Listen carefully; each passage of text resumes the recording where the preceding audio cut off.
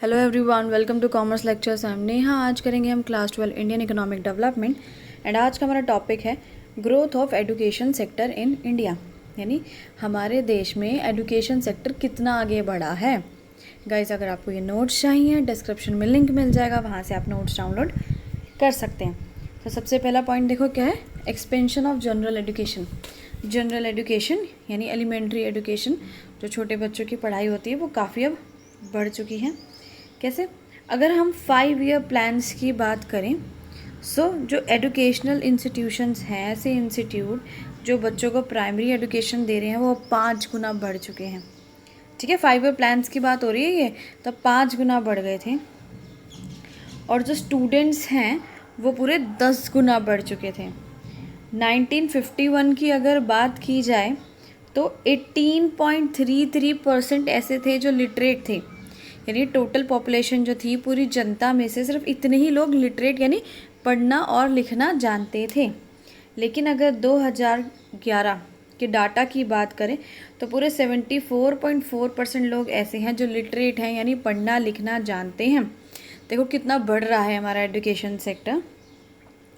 Next है elementary education की अगर बात की जाए तो it cover students from class 1 to 8 in the age group of 6 to 14 years. Elementary education के अंदर फर्स्ट क्लास से लेकर 8th क्लास तक के बच्चे आते हैं, 6 से 14 साल तक के बच्चे। तो अगर हम 1950 और 51 की बात करें, उस वक्त प्राइमरी और मिडिल स्कूल कितने थे? 2.23 लाख। ठीक है, इतने स्कूल थे आपके 1950 में। लेकिन 2015 और 16 के डाटा की बात करें तो देखो कहाँ 2 लाख था, कहाँ अब कितना हो गया 12.70 लाख। कितना ज़्यादा बढ़ गए हैं ये प्राइमरी स्कूल और मिडिल स्कूल। आगे देखते हैं secondary and senior secondary education. 11th-12th की इधर बात हो रही है, 9th-10th की बात हो रही है। अगर हम 1950 और 51 की बात करें तो उस वक्त क्या था, सिर्फ 7.4 थाउजेंड, लगभग 7,500 स्कूल थे और उनमें सिर्फ 15 लाख बच्चे पढ़ते थे। लेकिन 2015-16 की बात करें तो ये स्कूल कितने हो गए? लगभग 2.5 लाख हो गए और बच्चे हो गए लगभग 3 करोड़ इन स्कूलों में। 1987 और 88 की अगर बात की जाए तो Navodaya Vidyalaya was established to impart modern education to talented students of rural areas. Navodaya Vidyalaya स्कूलों का नाम आपने सुना ही होगा या शायद आप पढ़ते ही होंगे। ये बनाए गए, ठीक है, 1987 में, ताकि बच्चों को पढ़ाया जाए जो बहुत टैलेंटेड हैं लेकिन वो गांव से हैं। गांव के बच्चों पे बेसिकली यहाँ फोकस किया जा रहा था। शहरों में तो फिर भी स्कूल हो जाते हैं, गांव में इतनी जल्दी नहीं मिलते ज़्यादा school. Central government has established केंद्र विद्यालय। फिर हमारी सेंट्रल गवर्नमेंट ने केंद्र विद्यालय बनाए, केवी बनाए, आप शायद पढ़ते भी होंगे कुछ बच्चे उसमें से। ये किन बच्चों के लिए बनाए? जिनके ट्रांसफरेबल जॉब है, यानी जिनके जो मदर या फादर हैं उनकी जॉब ट्रांसफ़र वाली है, यानी कभी किसी स्टेट में ट्रांसफ़र हो जाती है, कभी किसी स्टेट में ट्रांसफ़र हो जाती है। तो बेसिकली उन बच्चों के लिए केवी बनाए। नेक्स्ट है आपका हायर एजुकेशन। ठीक है भाई, हायर एजुकेशन की बात कर लेते हैं। After independence higher education has shown growth. Independence के बाद जो है हमारे देश में हायर एजुकेशन बढ़ने लगी है, यानी जो आगे डिग्री के कोर्सेज़ होते हैं उनकी बात हो रही है, कॉलेज की बात हो रही है। पहले क्या था? 799 universities are providing higher education in the countries. पूरी इतनी यूनिवर्सिटी हैं जो हायर एजुकेशन दे रही हैं, कॉलेजेस वगैरह में बच्चों को पढ़ा रही हैं। Total number of colleges for general education 39071। ठीक है, इतने थे ये पूरे कॉलेज जो हैं, इतने थे। पहले की बात हो रही है, ये इंडिपेंडेंस के बाद की बात हो रही है। लेकिन 2015-16 की अगर हम बात करें तो यहाँ पे क्या है, number of students in all universities कितने हो गए हैं? 346 लाख। देखो कितना आजकल बच्चे बहुत पढ़ रहे हैं यार, बच्चे भी मेहनत कर रहे हैं। और पहले के माँ बाप इतना पढ़ाई पे पैसा नहीं लगाया करते थे। आजकल के माँ बाप बच्चों को बहुत पढ़ा रहे हैं, वही जोड़ दे रहे हैं बच्चों को। नेक्स्ट है vocationalisation of secondary education. Vocationalisation का मतलब क्या होता है?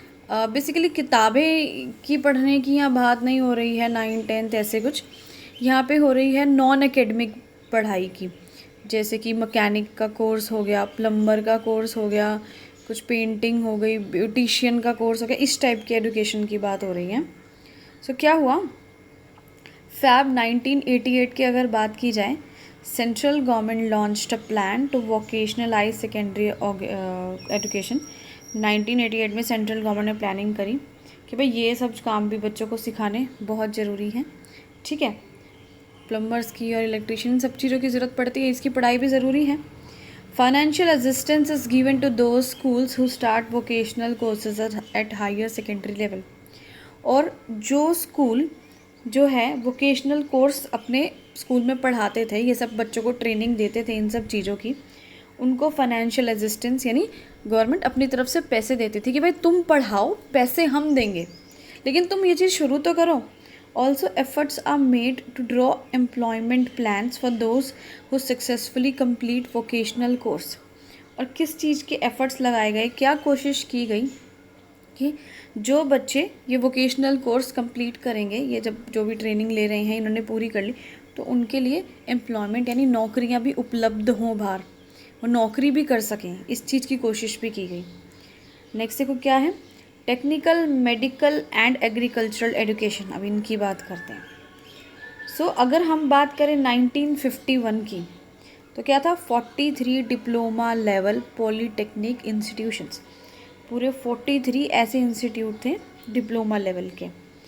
लेकिन अभी नाउ अगर अभी की बात करें तो ये 1914, देखो कितना ज़्यादा बढ़ गया है, कितना ज़्यादा गुना बढ़ गया है। रिकॉग्नाइज्ड इंजीनियरिंग कॉलेजेस 3400, ठीक है, इंजीनियरिंग कॉलेजेस कितने, 3400। उनमें एडमिशन कैपेसिटी यानी कितने बच्चे पढ़ सकते हैं एक साल में, 15 लाख बच्चे पढ़ सकते हैं। मेडिकल कॉलेजेस की बात की जाए तो वो 289, और एडमिशन कैपेसिटी यानी कितने बच्चे पढ़ सकते हैं, 32815 स्टूडेंट्स, ठीक है। चलो आगे बढ़ते हैं।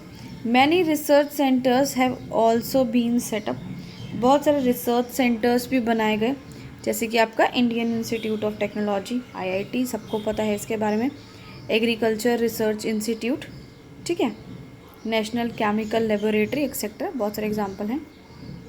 नेक्स्ट आई अब बारी अब रूरल एजुकेशन की बारी। शहरों के बच्चे तो पढ़ रहे, चलो अब गाँव में चलते हैं। Rural areas have also witnessed expansion of education, वहाँ पे भी बच्चे पढ़ने लगे भाई, रूरल एरियाज़ में, गाँव में भी पढ़ने लगे। National rural higher education council has been set up for this purpose, इसके लिए क्या बिठाया गया, national rural higher education council, ठीक है, काउंसिल बनाई गई। Under this children of scheduled caste and scheduled tribes get free education in all states. इसके अंदर क्या था, जो SC ST के बच्चे थे उनको वही कोशिश की गई फ्री में पढ़ाया जाए, ठीक है, ताकि ये जो पिछड़ी जातियाँ हैं ये भी आगे बढ़ें, ये बच्चे भी कुछ करें आगे बढ़ चढ़ के, है ना। नेक्स्ट है अडल्ट एंड फीमेल एजुकेशन, औरतों की बारी आई, अब अडल्ट्स की बारी आई है। In order to eradicate illiteracy, national literacy mission was set up in 1988। So 1988 में क्या किया गया, नेशनल लिटरेसी मिशन रखा गया। किस लिए रखा गया, इरेडिकेट इलिटरेसी, इरेडिकेट मतलब रिमूव करना, बिल्कुल हटा देना, इलिटरेसी यानी अनपढ़ जो लोग थे, अनपढ़ता थी, उस चीज़ को हटाने की कोशिश की गई, बिल्कुल ख़त्म करने की कोशिश की गई कि अनपढ़ लोग ना हों, ठीक है। It aims at providing meaningful education to youth of age group of 15 to 25 years. और इसमें क्या कोशिश की गई कि उन बच्चों को पढ़ाया जाए जो यूथ हैं, हमारे देश के युवा लोग हैं, 15 से 25 साल के बच्चे हैं, उनको एजुकेशन दी जाए। नेक्स्ट और लास्ट पॉइंट है टोटल लिटरेसी कैंपेन चलाया गया।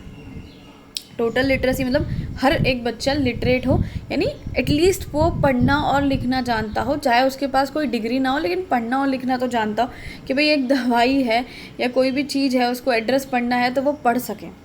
National literacy mission was launched, अभी ये पढ़ा था हमने ऊपर कि ये मिशन लॉन्च किया था, किस लिए लॉन्च किया था, क्या कि हर कोई लिटरेट हो, हर कोई पढ़ा लिखा हो बच्चा। This programme has been recast, और इसको दोबारा से लाया गया, किस नाम से लाया गया, साक्षर भारत के नाम से, साक्षर पढ़ा लिखा भारत, पढ़े लिखे भारत के सारे बच्चे। और इसका मेन फोकस क्या था, फीमेल एजुकेशन, औरतों को भी पढ़ाना बहुत ज़रूरी था, है ना। It covers all those in the age group of 15 and above, और इसमें वो सभी बच्चों को पे फोकस किया गया जो 15 से ऊपर तक के बच्चे हैं, मेनली औरतें जो हैं। इसी के वीडियो खत्म हुआ। Thanks for watching this video, please like share and subscribe.